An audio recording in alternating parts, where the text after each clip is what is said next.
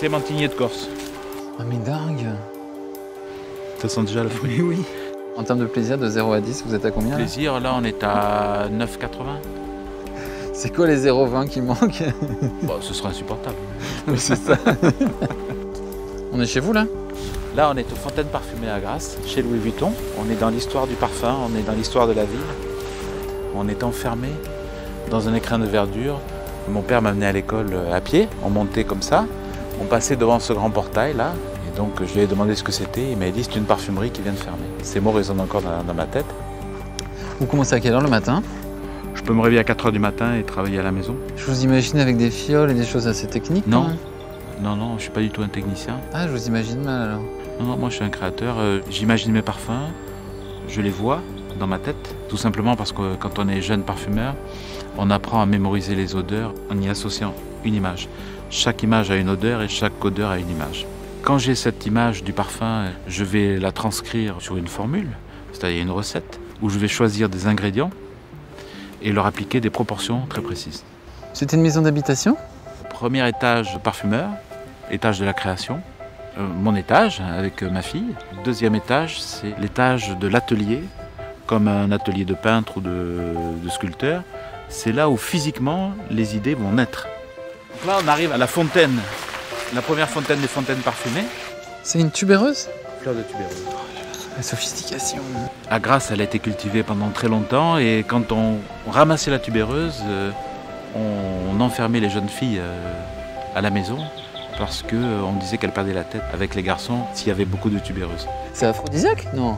C'est le prototype même de la note florale narcotique. Vous pouvez contrôler les émotions de pas mal de gens. Moi, mon métier, c'est d'aller fouiller dans mes souvenirs, d'aller essayer de taper dans vos souvenirs à vous. C'est le cliché de la lavande chez la grand-mère, c'est ça à peu près. Hein. La puissance d'un souvenir lié à une odeur est incroyable. Donc l'entrée, 1640. Des parfums Vuitton, ils sont là. Heure d'absence, 1927. Je Tuile, 1928. Et pour notre parfum actuel, on a repris le cylindre de Je Tuile. On a voulu faire une malle, ce qu'on appelle une malle de consultation, c'est-à-dire que nos clients peuvent venir et découvrir les matières premières que j'utilise dans nos parfums. C'est beaucoup de voyages. C'est énormément de voyages, tout ça c'est des voyages. Oui. Cette jeune fille là, c'est ma maman. Quel âge elle a là? Elle a 87 ans demain, on fête son anniversaire demain, et là elle avait 14 ans. Et elles font quoi? C'est la cueillette du jasmin? Ouais. Mon père m'a amené dans les champs de jasmin, j'avais 6 ans. On y allait tous les étés. Et on allait avec mon frère, il ouvrait la porte de la voiture et on sentait cette odeur à 6 h du matin. Waouh! Et après, je retrouvais cette odeur quand j'allais en boîte de nuit à Cannes, j'avais 15 ans ou 16 ans, en mobilette. Et on avait ces odeurs de jasmin, c'était du Van Gogh, quoi. C'était extraordinaire. Ah, l'extase. Et dans Cœur battant, j'ai mis cette note de fleur de jasmin si enivrante et sensuelle que j'avais la nuit, quoi. C'est pour ça que j'ai mis le jasmin Égypte. C'est qui la photo, l'autre photo? C'est mon père. Ah ouais. Donc aussi habillé en blanc. Lui, il était en blouse, ouais. Ouais, il était dans son atelier. C'était en 1955. Il avait 24 ans. Ouais. Et mon père a été formé par son père. Mon grand-père a été formé par mon arrière-grand-père.